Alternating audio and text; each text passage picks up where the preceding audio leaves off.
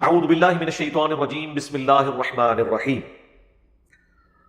وَلُوطًا اذ قَالَ لِقَوْمِهِ، اور لوط کو ہم نے پیغمبر بنا کر بھیجا اس حال میں کہ انہوں نے اپنی قوم سے فرمایا أَتَأْتُونَ الْفَاحِشَةَ مَا سَبَقَكُمْ بِهَا مِنْ أَحَدٍ مِّنَ الْعَالَمِينَ، کیا تم ایسی بے حیائی کرتے ہو کہ جو تم سے پہلے آج تک دنیا میں کسی نے نہیں کی؟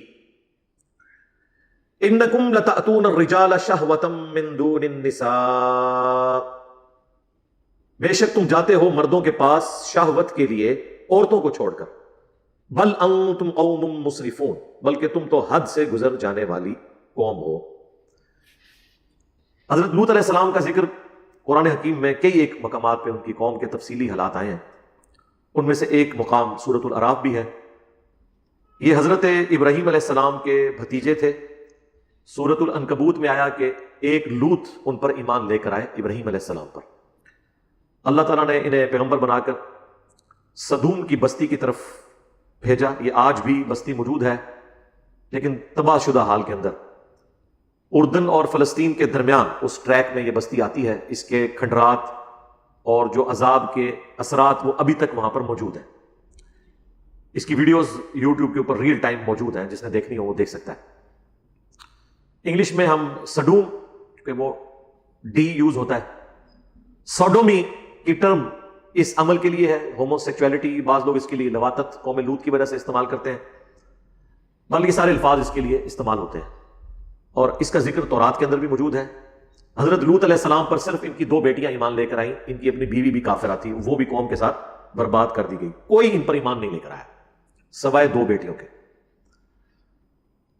ان کی قوم جو ہے وہ مردوں کے ساتھ بدفعلی کے کبھی گناہ کے اندر مبتلا تھی، جس کی باقیات آج کل آپ کو مدارس میں، بعض کالجز یونیورسٹیز کے ہاسٹلز میں بھی نظر آتی ہیں۔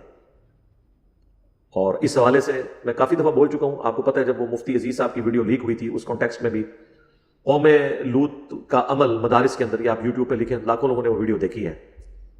مسند احمد میں حدیث ہے، مشکات میں بھی یہ ساری احادیث موجود ہیں، آپ کو کتاب النکاح چیپٹر میں یہ احادیث مل جائیں گی اینڈ پہ جا کے، اور کتاب الحدود چیپٹر جو مشکات کا ہے، جس میں گناہوں کی سزا کیا ہے، مختلف گناہوں کی، اس کانٹیکسٹ میں بھی آپ کو یہ ساری احادیث مل جائیں گی۔ پرائمری بکس مسند احمد، جامعہ ترمذی کے اندر تفصیل کے ساتھ یہ احادیث موجود ہے۔ مسند احمد میں حدیث ہے کہ ایسا شخص ملعون ہے جو یہ بدفعلی کا عمل کرتا ہے، چاہے وہ مرد کے ساتھ کرے، خواہ وہ عورت کے ساتھ۔ اور جامعہ ترمذی کے اندر حدیث موجود ہے کہ اللہ تعالیٰ ایسے شخص کی طرف نظر رحمت نہیں فرماتا جو مرد کے ساتھ یا کسی عورت کے ساتھ، خواہ وہ اس کی بیوی ہو، اس طرح کا عمل کرے۔ جامعہ ترمذی اور ابو داؤد کے اندر موجود ہے کہ ایسے لوگوں کی سزا یہ ہے کہ فاعل اور مفعول دونوں کو قتل کر دیا جائے اگر وہ بالرضا کر رہے ہیں، اور اگر ظاہر ہے کہ بالجبر ہوا ہے تو پھر صرف فاعل کے ساتھ یہ معاملہ کیا جائے گا۔ ابن عباس کا فتویٰ موجود ہے مصنف ابن ابی شیبہ کے اندر کہ وہ فرمایا کرتے تھے کہ ایسا عمل کرنے والوں کی سزا یہ ہے، جو خلفائے راشدین نے بھی مقرر کی، کہ اسے اس علاقے کی سب سے اونچی بلڈنگ سے زمین پر پٹکا جائے، مر جائے تو ٹھیک، اور اگر زخمی حالت میں ہو تو پھر پتھر مار مار کر اسے ہلاک کر دیا جائے۔ یہ اس کی سزا ہے۔ کتنی سخت سزا ہے، آپ اندازہ کریں اس عمل کی۔ اور یہ سزا قرآن سے ہی ڈیٹیکٹ کی گئی ہے۔ آگے اس قوم پر جو اللہ کا عذاب نازل ہوا، اس میں بھی یہی تھا کہ اللہ تعالیٰ نے اس پوری بستی کو، فرشتوں کو حکم دیا کہ اسے اٹھائیں اور بلندی سے الٹا کر کے پٹک دیں، اور اس کے بعد ان پر پتھروں کی بارش ہوئی۔ آج بھی سائنٹیفکلی یہ چیز ثابت ہے کہ وہاں پر ایک آتش فشاں پہاڑ پھٹا تھا، جس سے لاوا اور پتھر نکلے تھے، جس سے وہ قوم تباہ کر دی گئی۔ ظاہر ہے اس کی سائنٹیفک ریزن تو ہوتی ہے، اللہ تعالیٰ کی طرف سے جو زلزلے کی شکل میں عذاب آتا ہے، یا چنگھاڑ کی شکل میں آتا ہے، یا تیز ہوا چلنے کی شکل میں آتا ہے، اس کے لیے کوئی نہ کوئی سائنٹیفک ریزن تو ہوتی ہے، اللہ تعالیٰ ایکٹیویٹ کرتا ہے ان چیزوں کو۔ بہرحال اس چیز کو مانتے ہیں کہ ایک بستی تھی، آج بھی ان کے جو فاسلز ہیں وہاں پہ موجود ہیں۔ ایون جو لوگ گھروں میں ہیں وہ اوندے منہ اسی طریقے سے پڑے ہوئے ہیں، آج بھی اسی حالت میں وہ پتھر بن گئے ہوئے ہیں۔ وہ ساری ویڈیوز اویلیبل ہیں ریئل ٹائم۔ وہ سدوم کی بستی ہے۔ انگلش میں اس عمل کو سوڈومی کہا جاتا ہے۔ آپ گوگل پہ جا کے لکھیں تو آپ کو وہ قوم سدوم کے بارے میں سب کچھ مل جائے گا، کیونکہ یہ تورات کے اندر بھی اس واقعے کا ذکر موجود تھا۔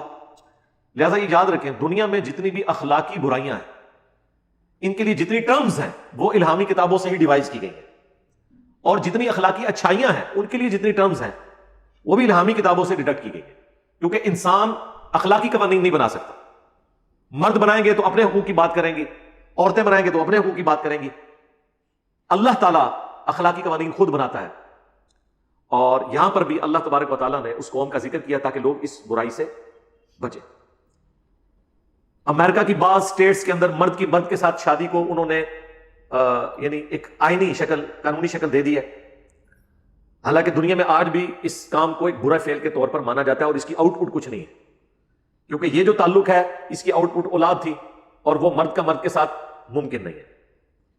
اسی لیے ہم ویسٹرن ڈیموکریسی کو کفر اور شرک مانتے ہیں کہ وہاں پر اگر کثرت رائے سے یہ فیصلہ ہو جائے کہ یہ حرام کام بھی الاؤ ہے ہمارے معاشرے میں تو وہ اسے اسٹیبلش کر دیتے ہیں. اسی وجہ سے ویسٹرن ڈیموکریسی کو کفر کہا جاتا ہے. جبکہ جس ڈیموکریسی کو ہم جائز سمجھتے ہیں وہ قرآن کی روح سے وَأَمْرُهُمْ شُورَىٰ بَيْنَهُمْ، مسلمانوں کا آپس کا جو معاملہ ہے وہ مشورے سے طے پاتا ہے. کثرت رائے سے حلال کے دائرے کے اندر نبی الاسلام بھی خلفائے راشدین بھی اسی کی بنیاد کے اوپر فیصلے کیا کرتے تھے. حلال کے دائرے کے اندر کثرت رائے دیکھی جائے گی. اور چونکہ وہ قبائلی سسٹم تھا، قبائلی سسٹم کے اندر ہر بندے سے ووٹنگ نہیں کروانی ہوتی، بلکہ جو قبیلے کا سردار ہے ونس وہ فیصلہ کرتا ہے کسی معاملے میں اس کی ووٹ پورے قبیلے کی ووٹ شمار کی جاتی ہے. کیونکہ اس زمانے میں قبائل کے سردار دھکے کے ساتھ نہیں بنا دیے جاتے تھے، سب سے کمپیٹنٹ بندہ چنا جاتا تھا، وہ ڈیزرو کرتا تھا، وہ اس قوم کا سب سے ذہین آدمی ہوتا تھا، اس کی ووٹ پوری قوم کی، پورے قبیلے کی ووٹ مانی جاتی تھی. اگر حسین ابن علی نے یزید کی بیعت نہیں کی تو اس سے مراد صرف حسین ابن علی نہیں تھے، پورا قبیلہ بنو ہاشم تھا، کیونکہ وہ اس کی اس وقت سرداری کے اوپر فائز تھا.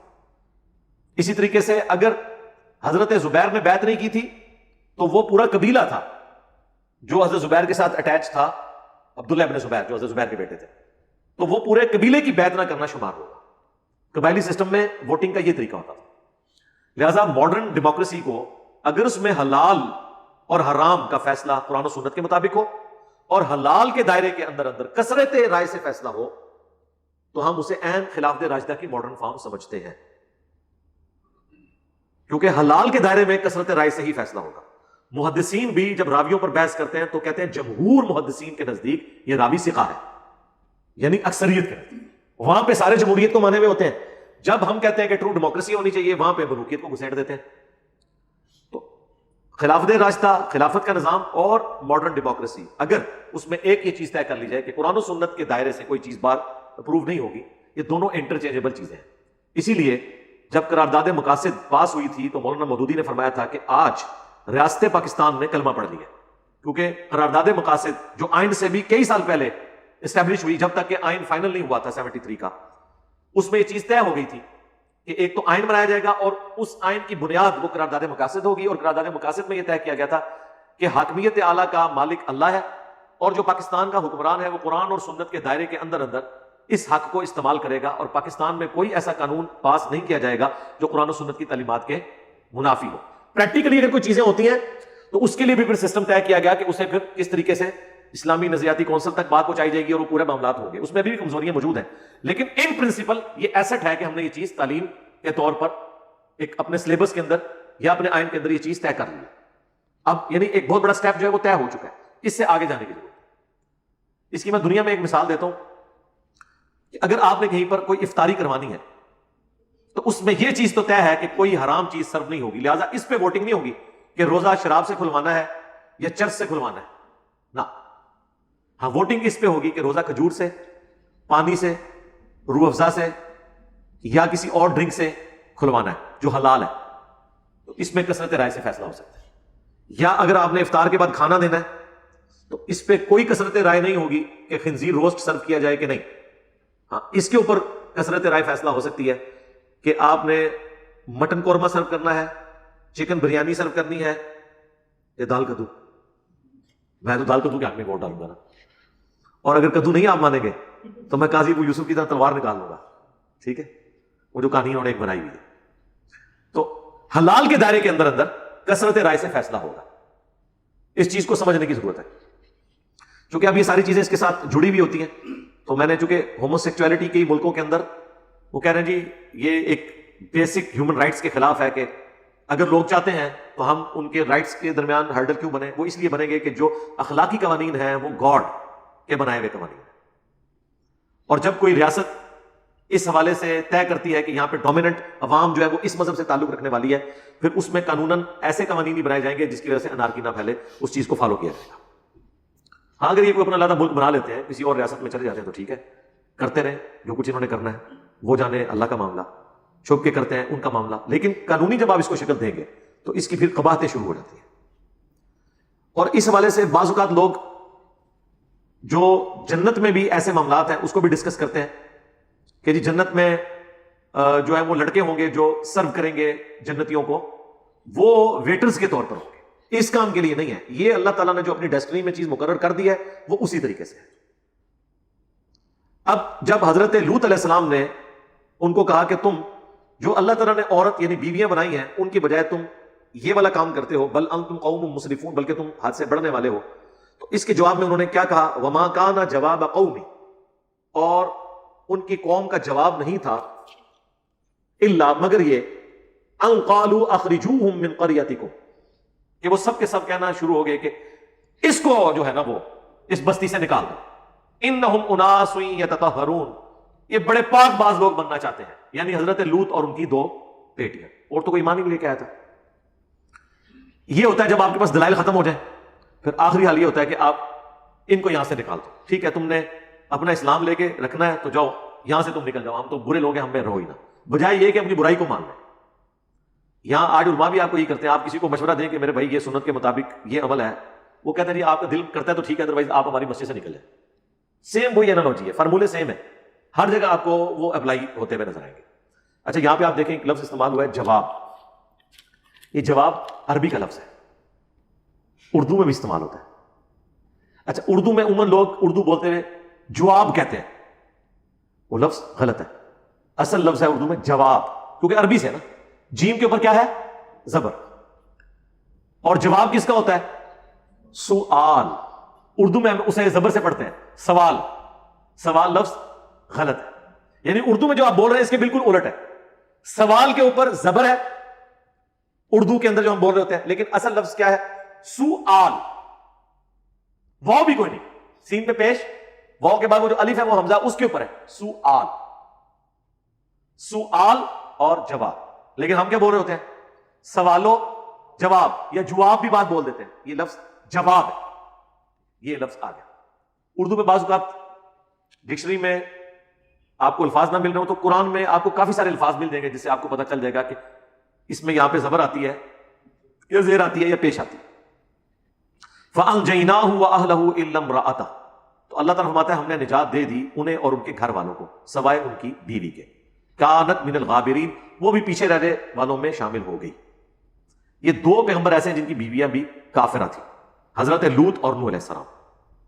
وَأَمْطَرْنَا عَلَيْهِمْ مَطَرًا، اور ہم نے ان پر برسایا می پتھروں کا، فانظر کیف کان عاقبۃ المجرمین، تو پھر دیکھو کیسا انجام ہوا ایسے مجرمین کا۔ اب یہاں پہ وہ تفصیلی واقعہ نہیں آیا، بس یہاں پہ یہ کنکلوڈ ہو گیا۔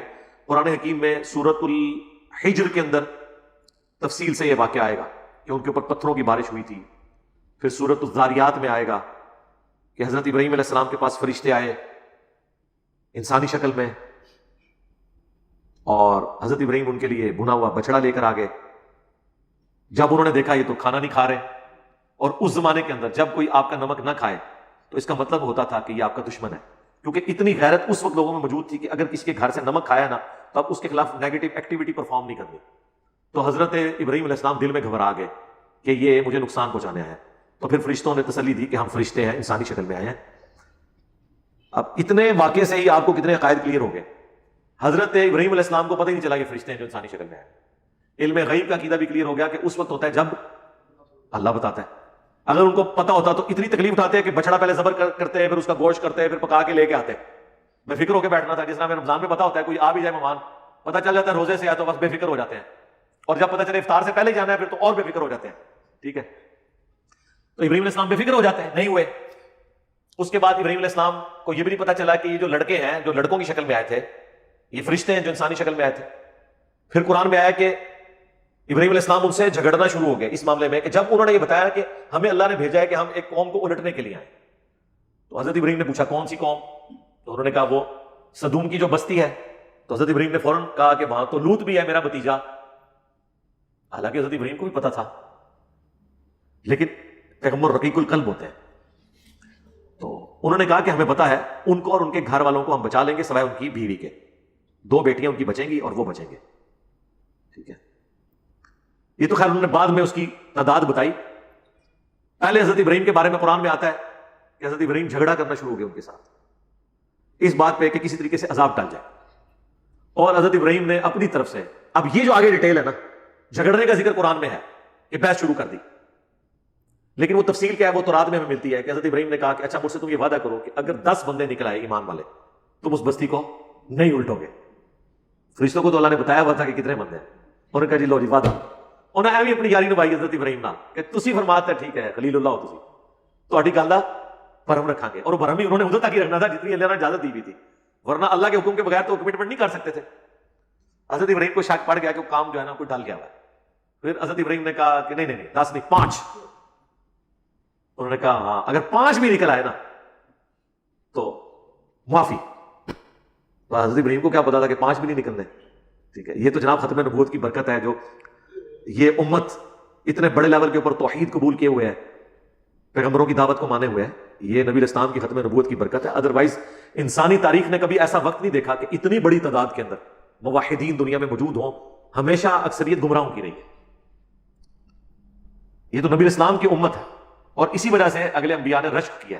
اب مجھے بتائیں اگر لوط علیہ السلام کو یہ پتا چل جائے کہ انجینئر صاحب کے اسٹوڈنٹس 20 لاکھ سے زیادہ ہیں جو سبسکرائب کیے ہوئے ہیں، تو ان کے لیے قابل رشک بات ہوگی کہ نہیں؟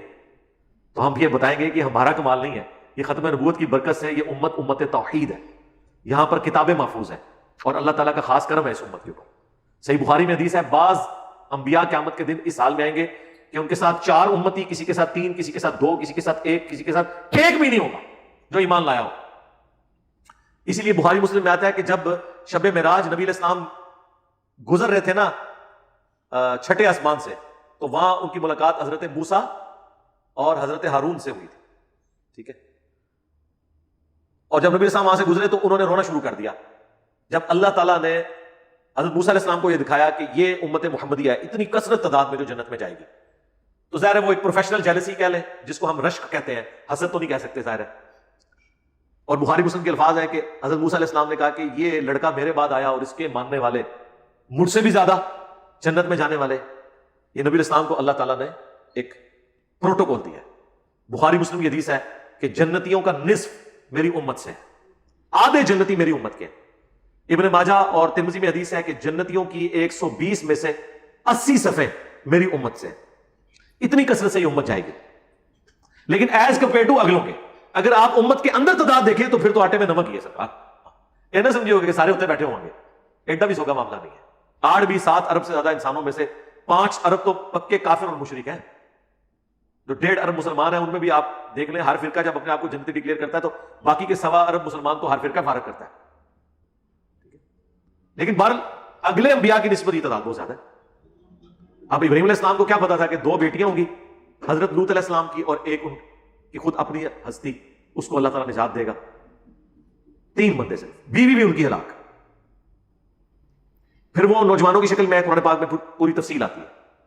اب وہ جب نوجوان حضرت لوط علیہ السلام کے مہمان بن کے آئے تو لوط علیہ السلام کو بھی علم غیب نہیں تھا جب تک اللہ نہ بتائے. وہ مہمان بن کے گئے، اللہ تعالیٰ نے سنت اڈاپٹ کی. وہ قرآن میں پوری تفصیل آئی ہے. پھر اس کی مہمان کی شکل میں گئے تو حضرت لوط علیہ السلام نے انہیں گیسٹ کے طور پہ رکھا کہ دوسرے علاقے سے لوگ یہاں پہ کوئی وزٹ کرنے آئے. اس جگہ پہ لوگ ٹوریزم بہت زیادہ تھی، لوگ دوسرے ملکوں سے سیر و سیاحت کے لیے آیا کرتے تھے. تو قرآن میں ذکر ہے کہ جب وہ نوجوان لڑکوں کی شکل میں فرشتے آئے تو حضرت لوط علیہ السلام بڑے غمگین ہوئے کہ کاش آج میرے پاس کوئی ایسا قلعہ، کوئی ایسی جگہ ہوتی کہ میں اپنے ان مہمانوں کو بچا سکتا اپنی قوم کے شر سے. کیونکہ انہیں ڈر پڑ گیا کہ اگر وہ اتنے لڑکوں کو دیکھیں گے تو وہ تو اپنی حاجت پوری کرنے کے لیے یہاں آ جائیں گے. اور وہی ہوا، قرآن میں آیا کہ وہ سارے کے سارے جمع ہو گئے آ گئے. تو حضرت لوط علیہ السلام نے بڑے لجاجت کے انداز میں انہیں سمجھایا مجھے میرے مہمانوں کے سامنے بے عزت نہ کرو. کاش کوئی مضبوط قلعہ ہوتا میں اس کی پناہ لے لیتا، یا کاش ایک عبد القادر جیلانی ہوتے ایک نگاہ مار کے ہلاک کر دیتے. پیغمبر تو یہی کہتے ہیں کہ کاش کوئی قلعہ ہوتا میں اپنے مہمان بچا لیتا.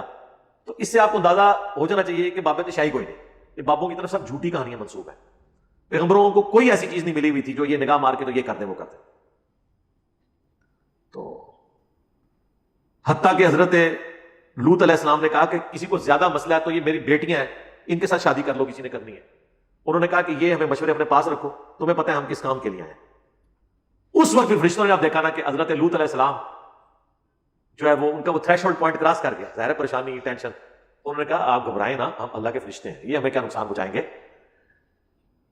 ان کو الٹنے کے لیے ہم آئے ہوئے ہیں، بس رات کے آخری پہر آپ نے اپنے گھر والوں کو اپنے ساتھ لے کے نکل پڑنا ہے، اور آپ کی بیوی جو ہے نا وہ آپ کی اس قوم کے ساتھ شمار کی جائے گی، باقی آپ اپنی بیٹیوں کو.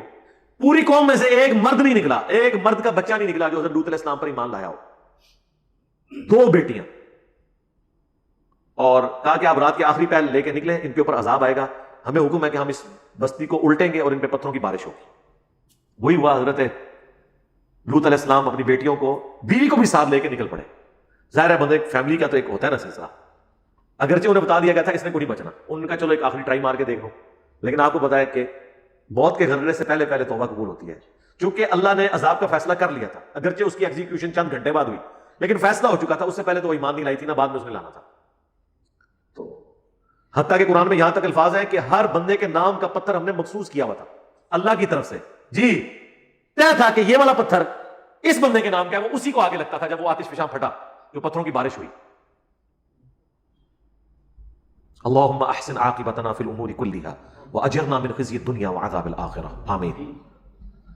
تو بل وہ لے کے نکلے. یہاں تک تو قرآن میں آیا. تو رات میں یہ کہ جب وہ جا رہے تھے، بیوی بھی ساتھ تھی. قرآن میں یہ الفاظ آئے کہ پیچھے مڑ کے نہیں دیکھنا. یہ آپ نے اکثر اپنی سٹوریوں میں سنا ہوگا، پیچھے جو مڑ کے دیکھے گا پتھر بن جائے گا. یہ قرآن سے ہی انہوں نے اخذ کیا ہوا ہے. فرشتوں نے کہا تھا کہ آپ کو جب چیخوں کی آواز آئے نا، آپ کی قوم کے اوپر عذاب آ رہا ہو، تو آپ نے مڑ کے نہیں دیکھنا. یہ نہ ہو کہ پیغمبر ہے تو دل پسیج ہے، مڑ کے نہیں دیکھنا، کیونکہ وہ عذاب نازل ہو رہا ہے اور عذاب والا مقام ہے. آپ نے سیدھا آگے جانا ہے جب تک کہ آپ کو وہ جگہ نہ بتا دی جائے جہاں آپ کا پڑاؤ ہونا ہے. تو رات میں پھر یہ ملتا ہے کہ ان کی جو بیوی تھی نا، جب اس نے چیخو پکار سنی تو ظاہر ہے اس کی ہمدردیاں اپنے خامند کے ساتھ تو نہیں تھی. اس نے مڑ کے دیکھا، ہائے میری قوم. بس جب مڑ کے دیکھا تو اس کے حصے کا پتھر اسے لگا، اور وہ پیغمبر کے ساتھ ہوتے ہوئے بھی ماری گئی، کیونکہ اس کے اعمال اور عقائد پیغمبروں والے نہیں تھے. آپ بے شک کہتے رہے کہ جو کچھ بھی ہے تیرے محبوب کی امت سے ہیں. وہ کہتی رہی کہ جو کچھ بھی ہوں تیرے محبوب کی بیوی ہوں. اس وقت تو محبوب لوط علیہ السلام ہی تھے نا، لیکن اس کی چیخو پکار کوئی کام نہیں آئی، مار دی گئی. 2 بیٹیاں لوط علیہ السلام کی جو آپ پہ ایمان لائی تھی وہ بچا لی گئی، اور وہ پوری کی پوری قوم ہلاک ہوئی. صدوم کی بستی بحر مردار کے کنارے، ڈیڈ سی کے کنارے، آج بھی ان کے اثرات موجود ہیں. اسی طریقے سے وہ گھٹنوں کے بل گرے ہوئے ہیں اور اوندے منہ پڑے ہوئے ہیں. ان کی شکلیں بھی ایسی بنی ہوئی ہیں جیسے کوئی ایک ابرپٹ کسی کے اوپر عذاب آتا ہے. پتھروں کی بارش جو ہوئی اس کے نشانات پتھر وہاں پہ موجود ہیں. سائنٹیفکلی تو یہ کہا جاتا ہے کہ کوئی آتش فشاں یہاں پھٹا تھا اور اس سے پتھر نکلے اور اس سے یہ قوم ہلاک ہو گئی. لیکن آتش فشاں نے کب پھٹنا ہے سرکار یہ تو آج بھی نہیں پتا ہوتا. صرف یہ کہتے ہیں کہ یہ لیونگ والکینو ہے، کسی بھی وقت پھٹ سکتا ہے. بل وہ اللہ نے تو طے کیا ہوا تھا کہ کس وقت اس کو پھاڑنا ہے اور کس طریقے سے سزا دینی ہے. یہی سزا پھر اسٹیبلش ہوئی خلفائے راشدین کے ہاں. جو کوئی برا عمل کرے تو وہ اسی کو امپلیمنٹ کرتے تھے، جو مصنف ابن ابی شیبہ میں صحیح سند کے ساتھ ہے. مشکات میں بھی کتاب الحدود چیپٹر میں مل جائے گا کہ بلندی سے گرایا جائے، کیونکہ اس بستی کو بھی اٹھایا گیا تھا، پھر الٹا گیا تھا، اور پھر پتھروں کی بارش سے ان کو نست و نبود کر دیا گیا تھا. یہ عذاب ان پر اللہ تعالیٰ کی طرف سے آیا. میں نے تفصیلی گفتگو اس لیے کر دی تاکہ جو اسکیٹرڈ فارم میں مختلف آیات قرآن حکیم میں مختلف جگہ موجود ہیں، اب جب دوبارہ یہ ذکر آئے گا تو آلریڈی یہ قرآن کلاس کے اندر میں نے کراس ریفرنس کے طور پہ ساری وہ آیات ڈسکس کر لی ہے. بعض جگہ ذرا تھوڑا ذکر ہوتا ہے، بعض جگہ زیادہ ہوا ہوتا ہے. کچھ حصہ تورات میں مل جاتا ہے، کچھ قرآن میں، کچھ احادیث کی کتابوں میں. اللہ تعالیٰ سے دعا ہے جو حق بات میں نے کہی اللہ تعالیٰ ہمارے دلوں میں راسخ فرمائے. اگر جذبات میں میرے منہ سے کوئی غلط بات نکل گئی اللہ تعالیٰ ہمارے دلوں سے محو کر دے. ہمیں کتاب و سنت کی تعلیمات پر عمل کر کے دوسرے بھائیوں تک پہنچانے کی توفیق عطا فرمائے.